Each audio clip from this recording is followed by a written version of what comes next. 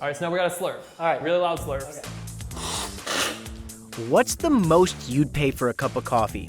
$2, $5, $18? Mike Perry, owner of coffee roastery Klatch Coffee out of Southern California, thinks coffee snobs like me will shell out a cool $100 for a cup of the highest rated coffee in the world. Oh my God! And no, it is not the cat poop kind.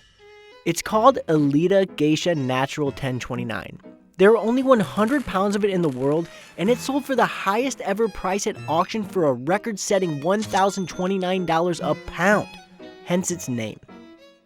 But before we can fully appreciate Elida Geisha 1029 and wrap our heads around its astronomical price tag, we need to figure out how coffee got to be so expensive in the first place.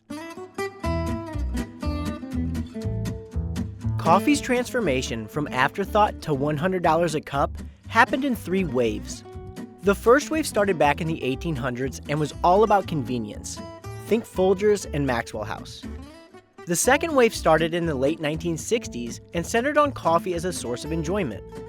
It saw the rise of darker roasts and giant coffee brands like Peet's Coffee, Caribou Coffee, and of course Starbucks. The third wave was all about specialty coffee, putting variety, origin, and flavor notes front and center. Third wave coffee shops like Blue Bottle, Intelligentsia, and Stumptown serve lighter roasts which help bring out the unique flavor notes of each different type of coffee. But Perry says the Elida Geisha 1029's flavor profile is so extreme, it could be considered the beginning of a 4th wave of coffee. God damn. Now, Elida Geisha 1029 has a really interesting backstory. Geisha coffee beans originally come from Ethiopia and were actually planted in Panama as a way to combat a fungus that was ravaging coffee trees in the late 1990s. When it would attack the tree, it would basically stop it from producing cherries. So the farmers were looking for ways to compound that or to offset it. And they heard there was this variety from Ethiopia that was at a research center in Costa Rica. Coffee beans are the dried seeds inside of the fruit coffee growers call cherries. Geisha seeds were planted at several farms, but there was a problem. The disease-resistant trees only produced about half as many cherries as a normal coffee tree.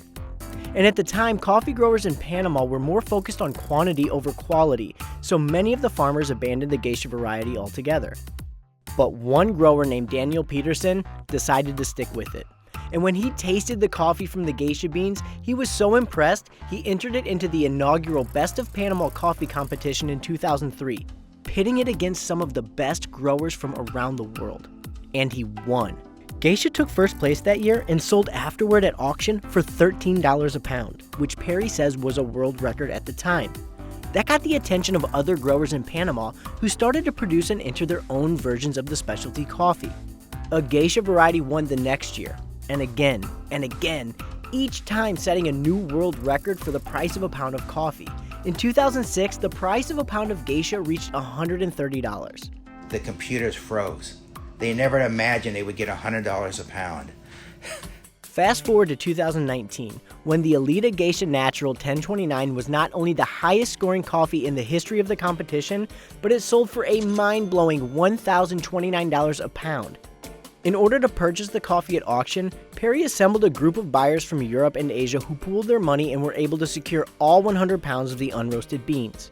For comparison, Starbucks says the company bought nearly 650 million pounds of coffee last year. There are only 1,600 cups of Elida Geisha Natural 1029 in the entire world. That's because coffee beans lose about 20% of their weight during the roasting process. So the 100 pounds is actually reduced to 80 once the beans are roasted, and each pound yields about 20 cups of coffee. Here in the US, we got 10 pounds. So call it about 160 cups for everybody. And you were lucky enough to be one of them to enjoy. But there's another major contributing factor to Elida Geisha's ridiculous price: the way it's processed. Most coffees are processed in one of 2 ways. Washed, which means the skin and pulp is removed from the cherry and the seeds are washed with water and left to dry. This process produces a clean, acidic, bright cup of coffee. The second way is called a natural process, where the cherries are picked from the tree, spread out in a single layer, and left to dry as is. This produces a fruity cup of coffee, think blueberries and cherries. But the intense flavor profile of this year's winning variety, grown by the Lamastus family estates in Boquete, Panama, comes from the unique way the beans are processed, which it borrowed from the wine industry called anaerobic slow dry. The cherries are actually fermented in a sealed 55-gallon drum that's filled with water and left for 5 days. The resulting gases escape through a hose, keeping the cherries in an airtight environment. Those cherries are then laid out in the shade and dried for 60 days. While washed and natural varieties of geisha have fared well in competitions, it's the anaerobic slow dry method that gives Elida Geisha Natural 1029 its otherworldly flavors. Yeah. I've never smelled anything like that. It's kind of candied, like a candied orange, a candied lifesaver. I think of the Jolly Rancher green watermelon. Clatch sent me $100 worth of beans, which came to 18 grams. And I'm meeting up with pour-over champion T. Benjamin Fisher at Partners Coffee in Williamsburg, Brooklyn, to put it up against a couple of well-respected coffees to see if Elida Geisha 1029 is worth the money. I think what Starbucks does such a good job at is making some coffees really, really approachable. So they're gonna taste really good with some cream, with some sugar. They're gonna have a lot of like those darker, like earthy tones, those chocolate notes, some of those more nutty flavors. Like you get some of these like delicate fruit notes, and it's not like crazy fruity, it's still pretty mellow. I've had some crazy fruity coffee. Like I've had coffee to the point where you try it and you're like, oh, I can't believe that's real. Yeah. This does not hit that. All right, but like I'm ready to get into some crazy stuff. What's next? This is like almost like the gateway drug, if you will, for like specialty, like higher grade specialties. Ethiopian coffees just like start to show you what coffee can be. Put your nose right in Oh, there. I like how you're like, Yeah, just get it right in there. Or up close and personal. Like you're already gonna get like this orange marmalade. Wow. that is so much better. It's like so juicy. That is so good. This is, Wow. like the sweetness is candy. Like I just feel like I'm sucking on this like, I don't know, like a raspberry. But I know enough to know that it gets better, or at least different. Different, I would say different. Cause like this really is, we're looking at like the top end of specialty here. Like you cannot believe, honestly, how fragrant this is. Dude, this smells like that other coffee tastes. Like the entire room right now just smells like a bouquet. And I so can't this coffee- believe this is a real thing.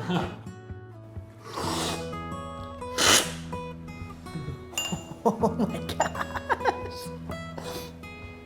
It's like a Jolly Rancher. It's exactly like a Jolly Rancher. Like the green ones. Mm-hmm. It's like Kool-Aid. This is so clean. There's like rose florals, like jasmine too, like subtle citrus notes. Like you're not spending $100 to drink a cup of coffee. You're spending $100 to like share the experience with somebody because you're never getting this again. Perry says the name Klatsch coffee came from the German term Kaffeeklatsch, which means to drink coffee over conversation. And I guess that's the point of Elida Geisha Natural 1029 and its $100 price tag.